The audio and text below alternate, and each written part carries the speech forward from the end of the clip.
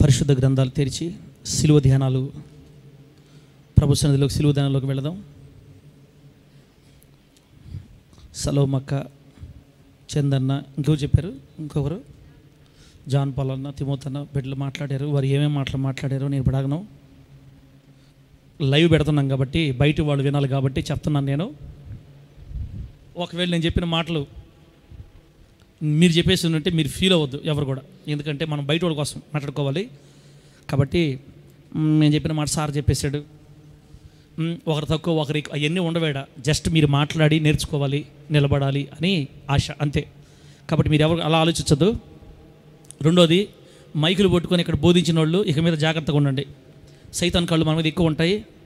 లాగాలని సాక్ష్యం దెబ్బతీయాలని చూస్తుంటాడు కాబట్టి కాస్త గట్టి నిలబడండి.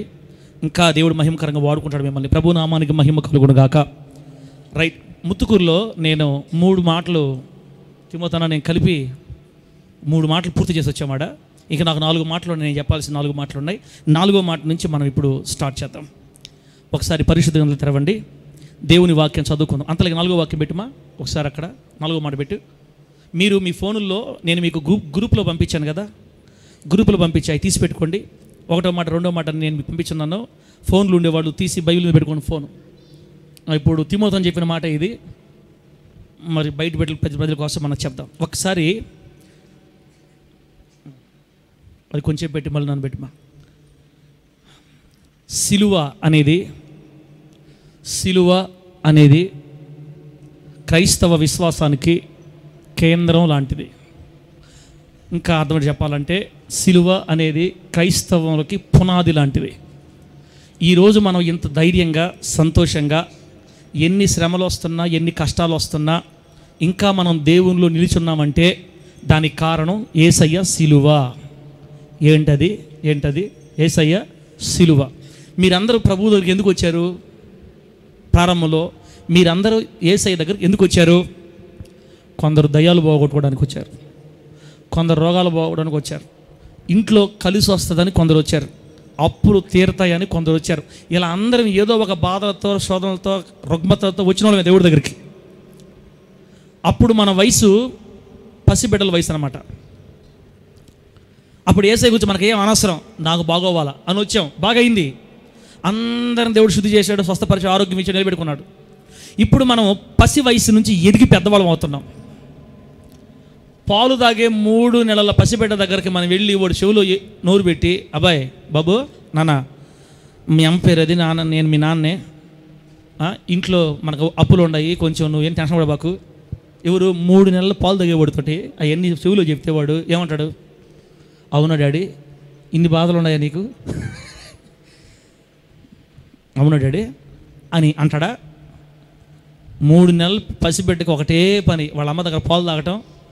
తేడా మధ్యకాలంలో ఇప్పుడు ఒకటి పెట్టి నోట్లో పెడుతున్నారు, ఏదైనా పేక, అది పెట్ట సపరించుకుంటూ తింటాం. ఇంకా వాళ్ళకి ఏం తెలియదు. ఒకప్పుడు మనం ప్రభువులోకి వచ్చినప్పుడు అంత పసిపిల్లలమే, మనకు అవన్నీ అనవసరం, సిలువ మరణం అనవసరం. అవన్నీ ఏదో ఒక విధంగా ప్రభు దగ్గర ఆకర్షించబడ్డాం, అలా ఆకర్షించిన కూడా దేవుడే. అయితే ఇప్పుడు ఎదిగి పెద్దవారం అయ్యాం, పాలు మాని ఆహారం తినే వయసుకు వచ్చాం.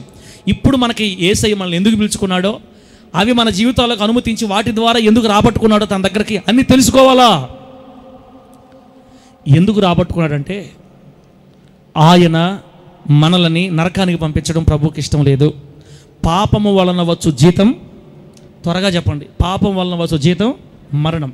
అంటే మనందరం పాపం చేశాం, అందరూ పాపము చేసి దేవుడు అనుగ్రహించు మహిమని పొందలేకపోతున్నాడు. రోమపత్రికలో ప్రభు చెప్పాడు, మనిషి జన్మతః పాపి కర్మతః పాపి. మనందరం పాపం చేసాం, శిక్ష మనం అనుభవించాలి. ఆ శిక్ష అంటే తెలుసా? ఆరని అగ్ని గంధకములతో మండు గుండం. మరణం అంటే భౌతిక మరణం కాదు కానీ 2వ మరణం. ఈ 2వ మరణం అంటే అగ్నిగుండం. అగ్నిగుండాన్ని మనం అందరం అనుభవించాల్సిందే. పాపం చేసిన ప్రతి ఒక్కరూ అగ్నిగుండం పోవాల్సిందే, ఎందుకంటే పాపానికి జీవిత మరణం కాబట్టి. అందుకని సృష్టికర్త అయిన దేవుడు, అనగా యోహాను సువార్త 1వ అధ్యాయంలో ఆదియందు వాక్యం ఉండెను, వాక్యము దేవుని యొద్ద ఉండెను, ఆ వాక్యమే దేవుడై ఉండెనని రాయబడినట్లుగా 14వ వచనంలో ఆ వాక్యమే కృపా సత్య సంపూర్ణంగా శరీరధారిగా మన మధ్య నివసించడానికి వచ్చానని రాయబడినట్టు, ఆదియందు దేవుని దగ్గర ఉన్న వాక్యమై ఉన్న దేవుడు మరి శరీరాన్ని ధరించి యేసు అనే పేరుతో మన కోసం భూమి మీదకి వచ్చాడు. ఎందుకు? మనము చేసిన పాపానికి మనం అనుభవించాలి శిక్ష, మరణాన్ని. ఆ మరణం ఆయన భుజాల మీద వేసుకున్నాడు. ఆ మరణం ఆయన అనుభవించాడు. మనం పొందవలసిన శిక్ష ఆయన మీద వేసుకొని మనం పొందాల్సిన శిక్షకి ఆయన తన ప్రాణాన్ని ఇచ్చి వెల చెల్లించాడు. ఎప్పుడైతే వెల చెల్లించాడో ఇక మనం పాపం నుంచి పూర్తి విడుదల పొందాం. రేపటి రోజున ఆయన రక్తంలో కడగబడిన ఏ ఒక్కరు కూడా మరణానికి వెళ్ళరు, అనగా రెండవ మరణం అగ్నిగుణానికి వెళ్ళరు. అగ్నిగుణాన్ని తప్పించుకొని పరదేశకు చేరుకుంటారు. దేవునికి స్తోత్రం కలుగునుగాక. నేను ఇప్పుడంతా ఏం చెప్తున్నాను తెలుసా మీకు? సిలువ అర్థం అవడానికి చెప్తున్నా. సిలువే మనకు శరణ్యం, సిలువే క్రైస్తవ విశ్వాసానికి మూలం, సిలువే మన గమ్యం, సిలువే మన విశ్వాసం. సిలువ విలువ తెలియాలి. కొంతమంది అంటారు 3 మేకులు పీక్కోలేనివాడు మనకేం సహాయం చేస్తాడని. 3 మేకులు కనుక ఆయన పీక్కొని ఉంటే ఈరోజు భూమి మీద ఒక్కరు కూడా నీతిమంతులు ఉండేవారు కాదు. సావటం నరకం, సావటం నరకం, సావటం నరకం, అందరూ అగ్నిగుండం పాలే. ఆయన సృష్టి అయిన మనల్ని అగ్నిగుండం నుంచి తప్పించి పరలోకం తీసుకెళ్ళడానికి దేవుడే మనిషిగా మారి మన పాపాన్ని ఆయన భుజాల మీద వేసుకొని మనకు మారుగా ఆయన బలయ్యాడు. అది సంగతి. అందుకని యేసుక్రీస్తు వారి సిలువ లేకపోతే మనకు పాప క్షమాపణ లేదు, పరలోకం లేదు, నరకం తప్పించుకునే వాళ్ళం కాదు. ఇవన్నీ మనకు దొరికింది యేసు సిలువలో. ప్రభు నామానికి మహిమ కలుగును గాక. అంత గొప్ప కార్యాన్ని చేసిన దేవుడి దగ్గరికి మనం వచ్చాం ఈరోజు. బిడ్డలారా, ఆ సిలువలో యేసుక్రీస్తు వారు ఎన్ని మాటలు మాట్లాడాడు? మొత్తం ఎన్ని మాటలు మాట్లాడాడు? మిమ్మల్ని నేను ఎక్కువ కష్టపెట్టను బిడ్డలారా. టకటక వెళ్ళిపోతాం ముందుకి. ఎన్ని మాటలు మాట్లాడాడు? 7 మాటలు కదా.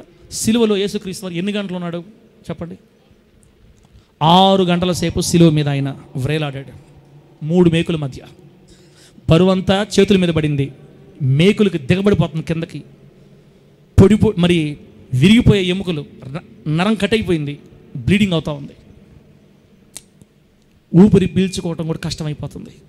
3 మేకుల మీద బాడీ ఆధారపడింది. మరణానికి చేరువైపోతున్నాడు. ఒక్క మాట మాట్లాడాలంటే ఊపిరి బిగబట్టి పీల్చుకొని మాట్లాడాలి. అలా ఒక మాట మాట్లాడాలంటే అంత వేదనగా మాట్లాడాలి. ఒక మాట మాట్లాడాలంటే ఆ సిలువలో యేసయ్య మన కోసం పలికిన ప్రతి మాట క్రైస్తవుడికి పునాది లాంటిది. ఆయన ఏం చెప్పాడో అది మనం చేసి తీరాలంతే, చేసి తీరాలి. బిడ్డలారా, ఒక మాట నేను చెప్పేసి 4వ మాట చదువుకుందాం మనం. నేను ఇప్పుడు ఏం చెప్పాలనుకుంటానంటే, సృష్టికర్త అయిన దేవుడు తన ఆనవాళ్ళని ఒక్క బైబిల్ గ్రంథంలోనే కాకుండా భూమి మీద ఉన్న ఇతర మత గ్రంథాలలో కూడా గుర్తులు పెట్టాడు. గుర్తులు, ముతుకూరులో ఒక గుర్తు చెప్పాను, ఇక్కడ గుర్తు చెప్పి నేను వాక్యలోకి వెళ్తా. సృష్టికర్త అయిన దేవుడు కాబట్టి ఒక్క బైబిల్ గ్రంథంలోనే కాకుండా ఇతర మతాలను చెప్పుకునే ప్రతి మత గ్రంథంలో ఆయన్ను గూర్చిన గుర్తులు పెట్టినట్టు మనకి చదివితే అర్థమవుతుంది. ఖురాన్లో ఆయన జ్ఞాపకాలు ఉన్నాయి, గుర్తులు ఉన్నాయి. తర్వాత పారసీక మతంలో ఉన్నాయి, జైన గ్రంథంలో ఉన్నాయి. ఒక్కొక్కరు మత గ్రంథాల్లో యేసయ్య తన గుర్తులు పెట్టున్నాడు. ఇప్పుడు ఒక్క మాట చదువుతా, మీకు సంతోషం వేస్తుంది. సిలువను గురించి కానీ యేసయ్యను గురించి కానీ వాళ్ళ గ్రంథాల్లో చాలా రాయించి పెట్టాడు. ఇప్పుడు నేను ఒక చదువుతా, వినండి మీరు. సామవేదం అనే ఒక 4 వేదాలు ఉన్నాయి వాళ్ళకి. ఋగ్వేదం, యజుర్వేదం, సామవేదం, అథర్వణ వేదం అని. సామవేదంలో ఒక మాట శతపథ బ్రాహ్మణము అనే దగ్గర ఉంటుందంటే ఇది చూడండి. మన ప్రభు గురించి, సృష్టికర్త గురించి ఎన్ని దగ్గర దేవుడు రాయించాడు. ఏముంటుందంటే అప్పుడప్పుడు చెప్తా ఉంటాను నేను మీకు. సర్వ పాప పరిహారో రక్త ప్రోక్షణం అవశ్యం, తద్రక్తం పరమాత్మేన పుణ్యదాన బలియాగం. అది వేదంలో ఉన్న శ్లోకం అన్నమాట. దానికి అర్థం ఏంటంటే సమస్త పాపములు పరిహరించుటకు రక్తం అవసరం. ఆ రక్తం పరమాత్ముడు తనను తానే పుణ్యానికి బలిగా పాప క్షమాపణ నిమిత్తం అనేకుల కొరకు చిందింపబడుతున్న నిబంధన రక్తం అని దాని అర్థం. అంటే పరమాత్ముడి దేవుడే రక్తం కారిస్తేనే ఈ లోకంలో ఉన్న వారికి విడుదల అని అర్థం అన్నమాట. మత్తయి సువార్త 26-28లో అదే పదాన్ని బైబిల్ దేవుడు రాయించి పెట్టాడు. బిడ్డలారా, తర్వాత మనుస్మృతిలో 2వ అధ్యాయంలో ఒక శ్లోకం ఉంది. వాళ్ళ దాంట్లో ఇదంతా వాళ్ళదే ఇది. పాపోహం పాపకర్మాహం పాపాత్మ పాప సంభవ త్రాహిమా కృపయా దేవ శరణాగత వత్సల అన్యదా శరణం నాస్తి తమేచ శరణమమ. నీకెందుకు ఇవన్నీ వాక్యం చెప్పుకోకుండా యేసయ్య గుర్తులు ఉన్నాయి. ఇప్పుడు నేను చదివిన నాకు అర్థమేం తెలుసా? మానవుడు మాట్లాడుతున్నాడు, నేను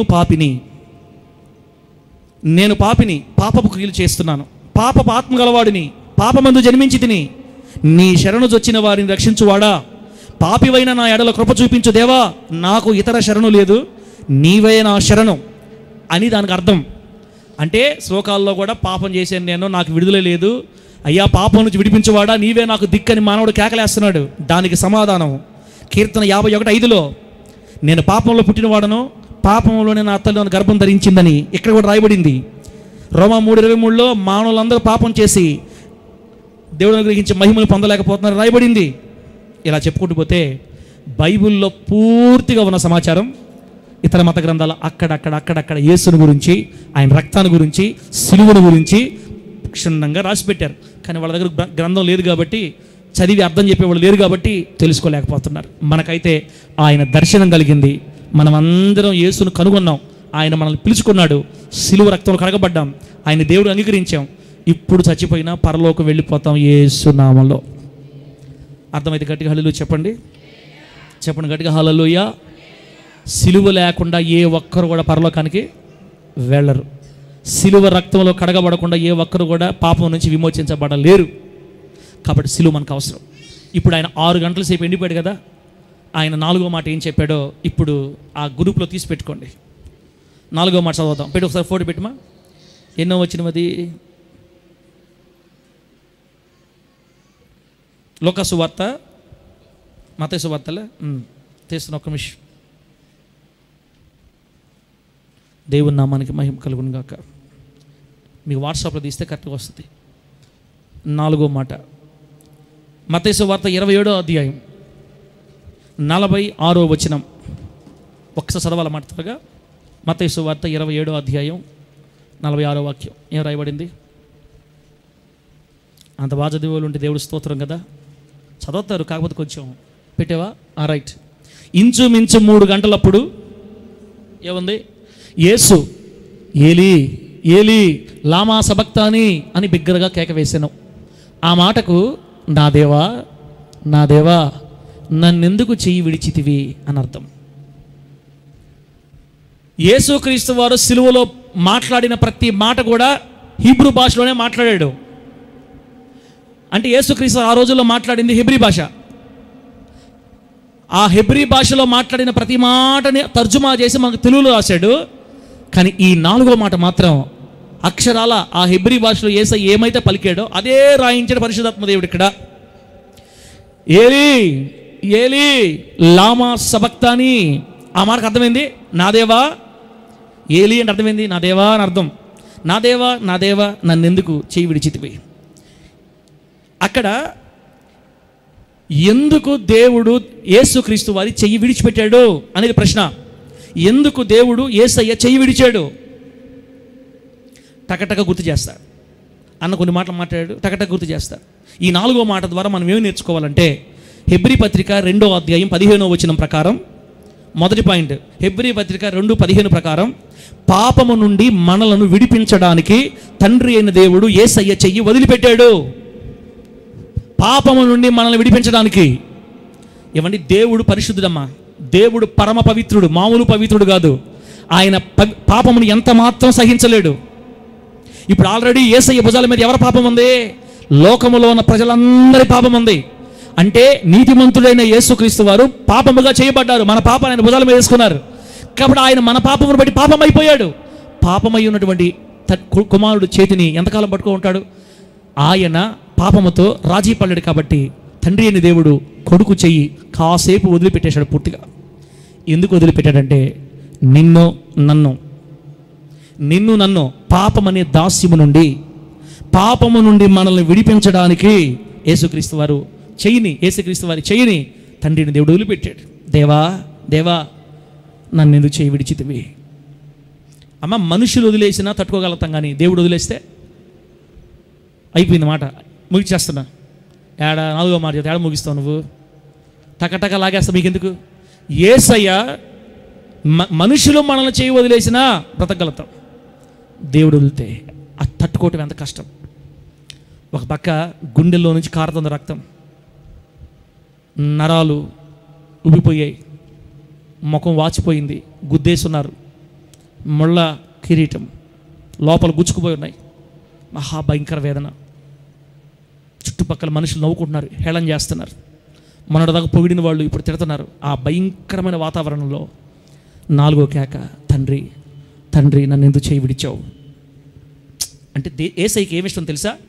నా తండ్రి చేతిలో నా చెయ్యి ఎప్పుడూ ఉండాలి, నా చేతిని నా ప్రభు పట్టుకో ఉండాలి. నేను తండ్రి చెయ్యి నా చేతిలో, నా చెయ్యి తండ్రి చేతిలో కలిసి ఉండాలి. నేను నా దేవుడితో నేను ఎప్పుడు దూరం ఉండకూడదు, నా తండ్రికి నేను ఎప్పుడు దూరం అవ్వకూడదు. నేను ఎప్పుడు సహవాసం చేస్తూ ఉండాలి.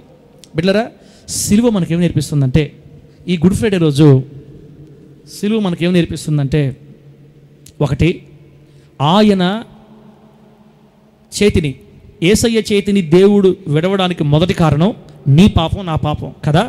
మన పాపమును బట్టి దేవుడు యేసయ్య చేతిని విడిచాడు కాబట్టి, ఆయన రక్తము ద్వారా కడగబడి ఆయన చేతిని దేవుడు వదలడం ద్వారా మనం పరిశుద్ధపరచబడ్డాం. ఇప్పుడు తండ్రి అయిన దేవుడు యేసు చేతిని వదలకపోతే, యేసయ్య చేతిని వదలకపోతే మనకు రక్షణ లేదు. ఆయన వదలడం ద్వారా ఈయన చనిపోయాడు, మనకు రక్షణ కలిగింది, మనకు మారు మనసు వచ్చింది, పాపక్షమాపణ కలిగింది. ఇప్పుడు నీ తీర్మానం నా తీర్మానం ఏంటంటే, ప్రభువా నీవు నీ చేతిని తండ్రి వదలడానికి కారణం మేమే. మా పాపమును బట్టి తండ్రి నీ చేయి వదిలాడు, మా కొరకు నీ చేతిని తండ్రి వదిలాడు కాబట్టి, మా కొరకు నువ్వు ప్రాణం పెట్టి మమ్మల్ని రక్షించావు కాబట్టి, మా బ్రతుకాల పర్యంతరం వరకు నీ చెయ్యిని మేము వదలనుకోవట్లే. ఇంకా మేము నీ చేతిని పట్టుకోవటమయ్యా, మా వల్ల నువ్వు తండ్రికి దూరమయ్యావు, మా వల్ల నువ్వు దేవుని దూరమయ్యావు.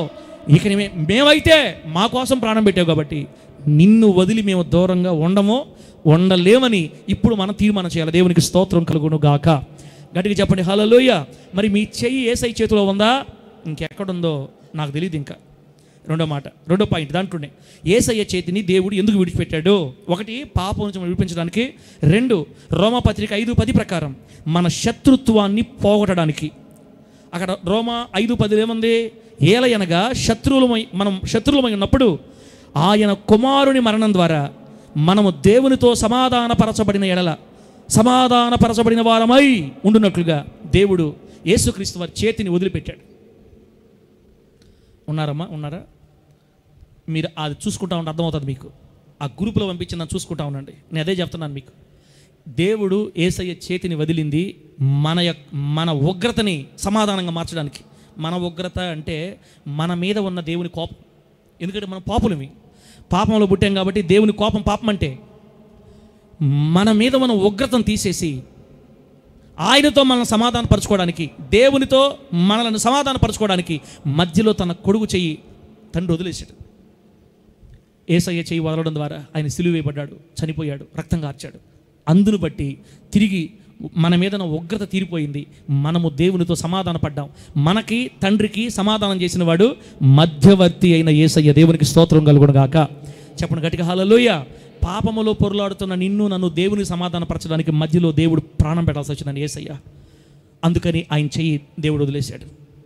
అమ్మా, నిన్ను దేవుడితో సమాధానపరచడానికి యేసయ్య దేవుడితో సంబంధం తెంచుకొని తండ్రి చేతిని వదిలిపెట్టేస్తే ఆ దేవుడి కోసం ఇప్పుడు నువ్వు ఎట్లా బ్రతకాలి?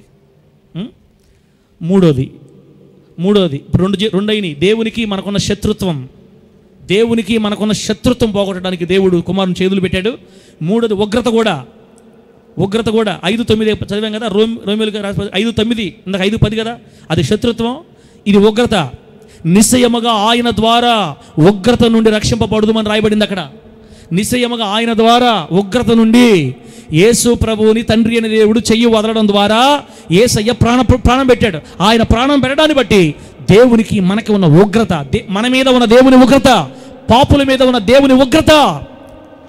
నోవాహు రక్షించబడ్డాడు, ఆ తరపు వారందరూ దేవుని ఉగ్రతలో కనుమరుగైపోయారు.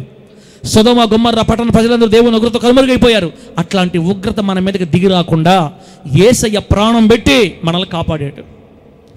అమ్మ, ఇంత కాపాడితే మరి ఆయన కోసం నువ్వేం చేయవా చెల్ల? తమ్ముడా, అన్న, ఇంత కాపాడితే ఆయన కోసం నువ్వేం చేయవా?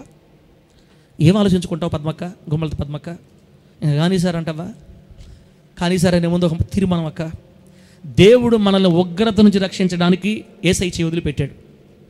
మన శత్రుత్వం పోగొట్టడానికి యేసయ్య చేయి వదిలిపెట్టాడు. పాపం నుంచి మనల్ని విడిపించడానికి యేసయ్య చేతిని తండ్రి వదిలిపెట్టాడు. అదే రోమాపత్రిక 5:9 మనల్ని నీతిమంతులుగా చేయడానికి, అంటే ఆయన రక్తము వలన, కాబట్టి ఆయన రక్తం వలన ఇప్పుడు నీతిమంతులంగా తీర్చబడి, అదిగో యేసయ్య తన రక్తం కార్చడం బట్టి మనం నీతిమంతులు మార్చబడ్డాం. చెప్తున్నాను కదా, మన సొంత క్రియలను బట్టి నీతిని బట్టి ఇక్కడ ఎవరు నీతిమంతులు కాలేదు.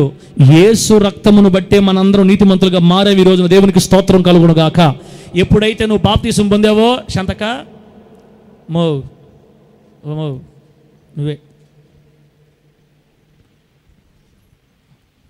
అమ్మా, హలో, ఎక్కడ ఆపాం? పోయింది, చెప్పు, తక్కం గుర్తు చేయి. యేసుక్రీస్తు వారు రక్తమును కార్చడం ద్వారా మనం నీతిమంతులమయ్యాం. స్వనీతి, సొంత కార్యాలు, సొంత నీతి, సొంత భక్తి కాదు. మన నీతి కార్యాలన్నీ మురికి పెలికి లాంటివి. తండ్రి చెయ్యి వదలకపోతే యేసయ్య రక్తం కాచి ఉండేవాడు కాదు, చనిపోయి ఉండేవాడు కాదు. ఇంత ఈజీగా మాట్లాడుకుంటున్నాం కానీ ఆయన ఎలా చనిపోయాడు అసలు. అబ్బో, తల మీద రాడుతో కొట్టి గొడ్డలతో పెదాలు కత్తిరిస్తేనే 2-3 వారాలు మాట్లాడుకున్నాం మనం ప్రవీణాన్ని గురించి. నిలువెల్ల తూట్లు అయిపోయింది శరీరం. 39 కొరడా దెబ్బలు కొడితే కొక్కే 3 కొక్కిలు పట్టుకున్న దగ్గర శరీరాన్ని లాక్కుని వస్తుంది వెనక. 39 దెబ్బలు చంపాలనే కొడుతున్నారు, బ్రతికించడానికి చంపాలని కొడుతున్నారు. మాంసం కండ్లుగా లేసి వచ్చిందండి, చర్మం లేచిపోయింది. నాగటి చాళ్ల వలె దున్నబడింది ఆయన శరీరం అని రాయబడింది. ఎందుకో తెలుసా? అంత ఉగ్రతకి దేవుడు ఎందుకు తండ్రి యేసయ్యను అప్పగించాడంటే నిన్ను నన్ను నీతిమంతుడిగా మార్చడానికి. ఆయన యేసయ్య చేతిని కొంతసేపు ఎందుకు వదిలిపెట్టేశాడంటే నిన్ను నన్ను దేవునితో సమాధానపరచుకోవడానికి, ఆయన ఉగ్రత నుండి మనల్ని తప్పించడానికి, ఆయనకి మనకున్న పాపపు శత్రుత్వం నుంచి మనం తప్పించడానికే తన కొడుకుని చెయ్యి వదిలిపెట్టేశాడు. నీ మీద దేవునికి ఎంత ప్రేమో తెలుసా? అందుకే బైబిల్ రాయబడింది, దేవుడు లోకముని ఎంతో, చెప్పండి, దేవుడు లోకాన్ని ఎంతో ప్రేమించాడు. అక్క, ఇంత గొప్ప దేవుడికి చెల్ల తీర్మానం ఏంది నీకు? ఏం తీర్మానం? మొత్తం ఎన్ని పాయింట్లు చెప్పాను ఇప్పుడు? 4వ మాటలో పాపము నుండి మనల్ని విడిపించడానికి యేసయ్య చెయ్యి వదిలిపెట్టాడు. శత్రుత్వం పోగొట్టడానికి, మన శత్రుత్వం పోగొట్టడానికి విడిచిపెట్టాడు. ఉగ్రతను రక్షించడానికి, మనల్ని నీతిమంతులుగా చేయడానికి 4 పాయింట్లు. యేసయ్య చేతిని తండ్రి అని దేవుడు వదిలిపెట్టాడు నీ కోసం, నా కోసం. ఇంత గొప్ప దేవుడు ఇవన్నీ తెలుస్తా ఉన్నా కూడా ఇంకా నీ జీవితం మార్చుకోకపోతే ప్రభువుకు లెక్క చెప్పాలి. తర్వాత 5వ మాట టక గుర్తు చేస్తాను, పాయింట్లు అక్కడే ఉన్నాయి, మీరు అర్థమైపోద్ది. ఎన్నో మాటమా చెప్పు, ఎన్నో వచ్చినది? యోహాను సువార్త 19వ అధ్యాయం, యోహాను సువార్త 19వ 26వ వచనం, 28 ఉంది అక్కడ చూడండి. యోహాను సువార్త 19:28 వాక్యం పెట్టుమా. అటు తరువాత సమస్తమును అప్పటికి సమాప్తమైనదని యేసు ఎరిగి లేఖనము నెరవేరునట్లు నేను దప్పికొనుచున్నాను అనెను. ఇక్కడ లేఖనము నెరవేరునట్లు అని రాయబడింది. అంటే ప్రవక్తల గ్రంథాలలో, ప్రవక్తల లేఖనాలలో ఆయన దప్పికొంటాడని ప్రవక్తల చేత దేవుడు రాయించాడు. ఇంతకుముందు ప్రవక్తల చేత దేవుడు ఇంతకుముందు ఆయన దప్పికొంటాడని రాయించాడు. ఆ లేఖనం నెరవేరినట్లుగా ఇప్పుడు నాకు దాహం వేస్తుంది, నేను దప్పికొంటున్నానని రాయించాడు ఇక్కడ. ఇప్పుడు ఈ మాటలో నుంచి, అనగా 5వ మాటలో నుంచి మనం ఏం నేర్చుకోవాలి అంటే, మన దప్పిక తీర్చడానికి ఆయన దప్పికొన్నాడు. మన దప్పిక తీర్చడానికి ఆయన దప్పికొన్నాడు. మన దప్పిక ఏంటి? మన దప్పిక ఏంటి? పాపమే. ఈ పాపము ద్వారా వచ్చే మరణమే, పాపం వల్ల కలిగే శాపమే, దీని అంతటిని పోగొట్టడానికి ఆయన దప్పికొన్నాడు. వెళ్ళారా? 6 గంటల సేపు, ఇప్పుడు 2 గంటలు 3 గంటలు ఉంటేనే మనకు దాహం వేస్తుంది. రాత్రి భోజనం చేయటమే, ఇంకా ఆయన నీళ్లు తాగలేదు. ఉదయానికి తిప్పుతా ఉన్నారు. మొత్తం మీద ఇప్పుడు కొడా దెబ్బలు కొట్టారు, అక్కడ కొంచెం రక్తం పోయింది. ముళ్ళకిరీటి అక్కడ కొంచెం రక్తం పోయింది. సిలువను మోస్తా ఉన్నాడు, అక్కడ కొంచెం రక్తం పోయింది. ఇప్పుడు సిలువ మీద మేకులతో కొట్టి లేపారు, రక్తం అంతా పోతా ఉంది. లోపల దాహం వేస్తుంది, నాలుగు పిడస కట్టుకుపోతుంది. బలమంతా కూడగట్టుకొని మాట్లాడుతున్నాడు, నాకు దాహం వేస్తుంది, నేను దప్పికొనుచున్నాను. నాకు దాహం వేస్తుంది అనకుండా లేఖనములు నెరవేరునట్లుగా నేను దప్పికొనుచున్నాను అని. ఇట్లారా చాలామంది మనం ఏం మాట్లాడుకుంటామంటే, యేసయ్య దాహం తీరాలంటే మనం ఆత్మ సంపాదించాలి అని అనుకుంటాం. అది కూడా నిజమే, మంచిదే, కరెక్టే. బిడ్డలారా, ఆయన ఎందుకు దప్పికొన్నాడు అంటే కొన్ని కారణాలు ఉన్నాయి అక్కడ. యేసయ్యకి ఆ టైంలో ఎందుకు దాహం వేసింది అంటే రక్తం అంతా పోయింది. ఆయనకి అంత అవసరమైంది అసలు. ఎవరి కోసం శ్రమ? నీకోసం, నా కోసమే కదా. అందును బట్టి ఆయన దప్పిక కదా. ఆయన ఎందుకు దప్పికొన్నాడంటే యోహాను సువార్త 7:37, యోహాను సువార్త 7:37లో ఫస్ట్ పాయింట్, విశ్వాసుల యొక్క దప్పిక తీర్చడానికి, అనగా దేవుని బిడ్డల యొక్క దప్పిక తీర్చడానికి. ఏ దప్పిక? 7:37 ఏముంది? యేసు నిలిచి ఎవడైనాను దప్పికొనిన ఎడల నా యొద్దకు వచ్చి దప్పి తీర్చుకున్న వాళ్ళేనో, లోకములో ఉన్న వారులరా మీకు ఎవరికైనా దప్పికుంటే మీ దప్పిక తీరాలంటే నా దగ్గర రండి, నా దగ్గర జీవ జల నదులు ఉన్నాయి అని చెప్పాడు దేవుడు.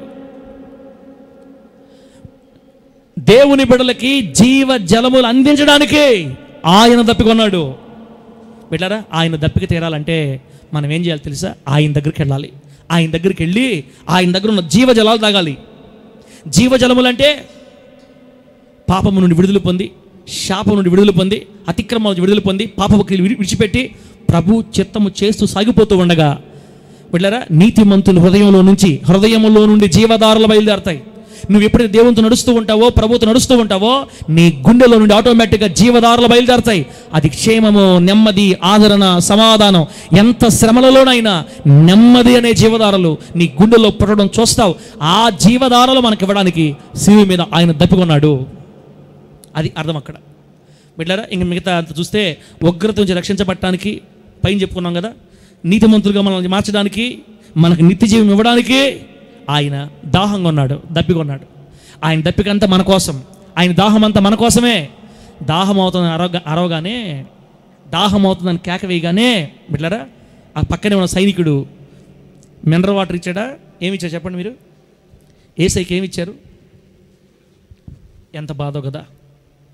దాహం అనగానే చేదు నీళ్లు హిస్సోపుతో అంటే చిరకతో ముంచి ఆయన నోటికి స్పాంజీ లాంటిది నీళ్ళలో పిండి ఆ నీళ్ళలో ముంచి దాన్ని తీసి ఆయన నోటి తగిలిస్తే ఆయన ఆతురతగా ఆసక్తిగా ఆ చిరకని అలా నోటితో తాగ్గానే భయంకర చేదు, చచ్చేవాడికి ఏంటంటే మనం నీళ్ళు ఇచ్చేది అని. చరిత్రలో వెరోనిక అనే ఒక స్త్రీ ఉంటుంది. చరిత్రలో వెరోనిక అనే స్త్రీ, ఆమె ఒక పాత్రతో నీళ్లు తెచ్చి ప్రభుకి పడుతుంటుంది అనమాట. అది మనకి ప్యాషన్ ఆఫ్ ది క్రైస్ట్ సినిమాలో చూపిస్తారు. ఆమె నీళ్లు పడుతుంటే వచ్చి సైనికులు పగలు కొడతారు కొండని, నీళ్లు తాగనీయకుండా ఆయనకి నీళ్ళు ఇవ్వకూడదని. చెల్లా, నీ పాపాన్ని నా పాపాన్ని కడగడానికి ఆయన నీటి బొట్టు కూడా దొరక్క నాకు దాహం వేస్తుంది అరిశాడు. ఆ దాహం నీకు జీవజలం ఇవ్వడానికి, ఆయన దాహం నీకు జీవజలములు అందించడానికి, నిన్ను ప్రయోజకుడు చేయడానికి, పాపం నుంచి విడిపించడానికి, పరిశుద్ధపరచడానికి, ఆయనతో సమాధానపరచడానికి యేసయ్య నీటి బొట్టు దొరకక మరణం, ఆయన చనిపోయేటప్పుడు, ప్రాణం పోయేటప్పుడు విలవిలలాడిపోతుంది ప్రాణం. మీరు కళ్ళు మూసుకుంటే అలా మనం ముందుకు వచ్చేస్తుంది ఆ ఫోటో. ఎట్లా ఏదైనా ఉందా? సిలువ పెట్టి ఫోటో ఉందమ్మా. ఆయన చివరి మూమెంట్లో ఎంత ప్రాణం పోయేటప్పుడు ఆ విలవిల కేకలు బిడ్డలారా, ఆ ఫోటో చూస్తుంటేనే మనిషి సినిమా తీసిన ఫోటోలోనే మూవీలోనే ఒక ఇమేజ్ తీసి పెడితేనే మనం చూడలేకపోతున్నాం. దగ్గరగా ఉండేది మనం ఉందమ్మా, తీయలేదా? సరే అటు పెట్టి చాలు. చూడండి, ఒక్కసారి చూడండి అన్న. మామూలుగా మూవీ తీసిన దాంట్లోనే ఎంత రియల్గా ఉంటే నిజంగా కొట్టినప్పుడు ఎంత భయంకరంగా ఉంటుందో. అదంతా ఎట్లా చెప్పాలంటే శరీరం అంతా తోలుగా లేచిపోతే, మేకులు కొడితే, దాహం వేస్తుంటే, నీకోసం నా కోసం ఆ విధంగా ఆయన సిలువేయబడితే, దాహం అనగానే చేదు నీళ్ళు దాపిస్తే, ఆ నోటి తాకించుకొని ఇక మళ్ళీ తాగకుండా పక్కకు పెట్టేస్తే అందరు నవ్వుకుంటున్నారు. ఆయన అంతగా ఎందుకు దాహంగా ఉన్నాడంటే నీకు నాకు జీవజలములు అందించడానికి. దప్పిగొనిన వాడు నా దగ్గరకు వచ్చి జీవజలాలు తాగండి అని. అక్క, అంతా నీకోసం అయిపోతే నువ్వు ఇంకా ఎప్పుడు ప్రభు కోసం తీర్మానం చేసుకుంటావు? ఎప్పుడు తీర్మానం చేసుకుంటావు బిడ్డలారా? తర్వాత నెక్స్ట్ 6వ మాట. ఇప్పుడు నీకు ఎన్ని చెప్పాను మీకు నేను? 5వ మాటలో రాసుకున్నారా? ఆయన దాహం ఎందుకు కొన్నాడు? విశ్వాస యొక్క దప్పిక తీర్చడానికి 1వ పాయింట్. 2వది విశ్వాసకి జీవజలములు అందించడానికి. 3వ పాయింట్ ఉగ్రత రక్షించడానికి. పై పాయింట్లే మన నీతిమంతులుగా మార్చడానికి, నిత్య జీవం ఇవ్వడానికి ఆయన దప్పిక కొన్నాడు. ఇప్పుడు 6వ మాట, యోహాను సువార్త 19వ అధ్యాయం 30 వచనం పెట్టుమా. యోహాను సువార్త 19:30. మనకు ఒక్కొక్క మాట ఒక్కొక్క బాధ్యత మనకి దేవుడు నేర్పిస్తున్నాడు బిడ్డలారా. వాక్యం పెట్టావా? చూడండి, యేసు ఆ చిరక పుచ్చుకొని, అదిగో ఆ చేదు చిరక, ఆ చిరక నోటి తాగలేకపోయాడు. యేసు ఆ చిరక పుచ్చుకొని సమాప్తమైనది అని చెప్పి తల వంచి ఆత్మను అప్పగించినని రాశారు అక్కడ. ఆయన 6 గంటల సమయంలో మాట్లాడిన 7 మాటల్లో, బహుశ్రేష్టమైన మాటల్లో ఇక చివరికి వెళ్ళిపోతున్నాం. 6వ మాట సమాప్తమైంది. గట్టిగా ఊపిరి బిగబట్టి మాట్లాడుతున్నాడు, సమాప్తమైంది అని. ఎవరితో మాట్లాడుతున్నాడు? అక్కడ ఎవరన్నా ఉన్నారా ఆయన మాట వినేదానికి? శతాధిపతి ఉన్నాడు, సైనికులు ఉన్నారు, మరి మరియమ్మ యోహాన్ గారు మాత్రమే ఉన్నారు అక్కడ దగ్గరలో, ఇంకెవరు లేరు ప్రజలు అక్కడ. మరి ఎవరితో మాట్లాడుతున్నట్టు? రాబోయే ఆయన సంతానం, లోకములో ఉన్న ప్రజలు సిలువను ధ్యానించినప్పుడల్లా ఆయన ఏమి సమాప్తం చేశాడో తెలుసుకోవాలని, నేను సమాప్తం చేసే మొత్తం, ఇదిగో ప్రభువా నీవు నాకు ఇచ్చిన ఏ పనైనా చేయకుండా వదిలిపెట్టలేదు, అన్నిటిని చేశా, సమాప్తం అయిపోయింది ప్రభువా, క్లోజ్, ఐ ఫుల్ఫిల్ ఎవ్రీథింగ్, నేను ప్రతిదాన్ని పూర్తి చేశానని ధైర్యంగా మరణానికి ముందు, అది భయముతో చెప్పే మాట కాదు, విజయంతో చెప్తున్న మాట, తండ్రి నేను సమస్తాన్ని పూర్తి చేశాను, సమాప్తమైంది. ఇప్పుడు 6వ మాటలో నుంచి ఏమి నేర్చుకోవాలి? 6వ మాటలో నుంచి ఏమి సమాప్తం చేశాడు ఆయన? యేసుక్రీస్తు వారు తనకు ఇవ్వబడింది ఏమి సమాప్తం చేశాడు? దేవుడు తనకు అప్పగించి భూమి మీదకి పంపించిన ప్రతి పని ఆయన పూర్తి చేశాడు. ఏమేం చేశాడు? నంబర్ 1, మొదటిది యోహాను సువార్త 4:34లో, యోహాను సువార్త 4:34లో ఏముంది? యేసు వారిని చూచి నన్ను పంపిన వాని చిత్తము నెరవేర్చుటయు ఆయన పని తుద ముట్టించుటయు నాకు ఆహారం అయినదని చెప్పాడు. అంటే యేసుక్రీస్తు వారి భూలోకంలో ఏం సంపూర్తి చేశాడు తెలుసా? తండ్రి చిత్తాన్ని సంపూర్తి చేశాడు. దేవుడికి స్తోత్రం కలుగునుగాక. భూమి మీదకి యేసుక్రీస్తు వారు వచ్చింది తండ్రి చిత్తం సంపూర్తి చేయడానికి, ఆయన చిత్తాన్ని సంపూర్తి చేశాడు. రెండోది రోమపత్రిక 10:4లో విశ్వసించు ప్రతి వానికి నీతి కలుగుటకై క్రీస్తు ధర్మశాస్త్రమునకు సమాప్తి అయి ఉన్నాడు. మన ప్రభువైన యేసుక్రీస్తు వారు ధర్మశాస్త్రాన్ని సంపూర్తి చేశాడు. అంటే మోషే గారి ధర్మశాస్త్రం రాయబడిన లేఖనాలన్నింటినీ నెరవేర్చాడు. యేసుక్రీస్తు ధర్మశాస్త్రం కొట్టివేయబడింది. యేసుక్రీస్తు వారు ధర్మశాస్త్రాన్ని పూర్తిగా తూచా తప్పకుండా పొల్లు కూడా తీయకుండా సమస్తాన్ని నెరవేర్చాడు. యేసయ్య ధర్మశాస్త్రాన్ని సంపూర్తి చేశాడు. మూడోది ఎఫెసీ పత్రిక 1:7 ప్రకారం, ఎఫెసీ పత్రిక 1:7లో ఆయన రక్తము వలన మనకు విమోచనం, అనగా మన అపరాధములకు క్షమాపణ మనకు కలిగి ఉన్నది. అంటే యేసుక్రీస్తు వారు భూమి మీద పూర్తి చేసిన మరొక కార్యం లోక విమోచన, పాప విమోచన కార్యం, ప్రజలను పాపము నుండి విమోచించే కార్యం. ఈ విమోచన కార్యాన్ని సంపూర్తి చేశాడు సిలువలో రక్తము కాచుట ద్వారా. యేసయ్య చెప్తున్నాడు, అన్నీ సంపూర్తి చేసేసాను ప్రభువా, నా తండ్రి దేవా సమాప్తమైనది, మొత్తం పూర్తి చేశా.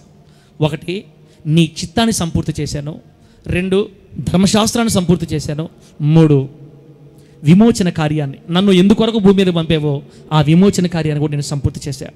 4వది 1 పేతురు పత్రిక 3:19లో ఆత్మ విషయంలో బ్రతికింపబడి పాపముల విషయంలో ఒక్కమారే శ్రమపడాను అని రాయబడింది. అంటే పాపపు దోషాలని, ప్రజల యొక్క పాపపు దోషాలని, లోకం యొక్క పాపాన్ని దోషాన్ని మొత్తం పూర్తి చేసి కడిగా వదలబడేశాడు.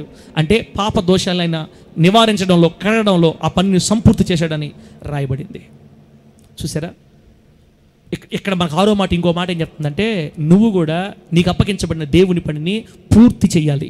భూమి మీద మరణించే లోపు మనకు అప్పగించిన పనిని పూర్తిగా చేసి నేను కూడా నీ కొరకు ఎంతో కొంత చేయగలిగాను ప్రభు అని ధైర్యంగా మనందరూ చెప్పుకోవాలి. దేవుని నామానికి మహిమ కలుగును గాక. చెప్పండి గట్టిగా హల్లెలూయా, గట్టిగా చెప్పండి హల్లెలూయా. సమాప్తమైంది, అన్నీ చేశాను. 2025 సంవత్సరంలో ప్రభువా నాకు నువ్వు ఇచ్చిన ప్రతి అవకాశం ఉపయోగించుకొని ప్రతి ఆదివారం నీ మందిరికి నేను వచ్చాను ప్రభువా అని చెప్తే ఎంత బాగుంటుంది. 52 ఆదివారాలు మా దైవజనుడు ఏ మాటలు చెప్పాడో మొత్తం నేను రాసుకున్నాను ప్రభువా అని చెప్తే ఎంత బాగుంటుంది. ఈ 52 ఆదివారాల్లో 52 గుణలక్షణాలు నేను అలవాటు చేసుకున్నాను ప్రభువా, మార్పు పొందాను, ఎంత బాగుంటుంది. నీకోసం వడ్డీల వ్యాపారం ఆపేశాను ప్రభువా, ఎంత బాగుంటుంది. నీకోసం చెడు చూపులు మానేశాను ప్రభువా, ఎంత బాగుంటుంది. నీ కొరకు నడుం కట్టుకొని జాగ్రత్తగా నిలబడిన ఆశ ఉంది ప్రభువా, సాగిపోతున్నాను ప్రభువా, ఎంత బాగుంటుంది. నా గ్రామంలో నీ కోసం అత్యంత జాగ్రత్త కలిగి నా సౌండ్, నా గొంతు బయట వినపడకుండా, చిన్న చిన్న తగాదాలు వచ్చిన లోపలే బయట పండకుండా నీ కొరకు జాగ్రత్తగా ఉంటున్నాను ప్రభువా, ఎంత బాగుంటుంది. దేవుడితో చెప్తే ఆయన పని పూర్తి చేశాడు, మనము మన పనులు పూర్తి చేయాలి. దేవునికి స్తోత్రం కలుగును గాక. చెప్పండి గట్టిగా హల్లెలూయా. లాస్ట్ మాట మీకోసం టకటక లాక్కుంటా వచ్చా. లాస్ట్ మాట, 7వ మాట ఏముందమ్మా చెప్పు. లూకాసు వార్త 23:46. లూకాసు వార్త 23:46 పెట్టుమా.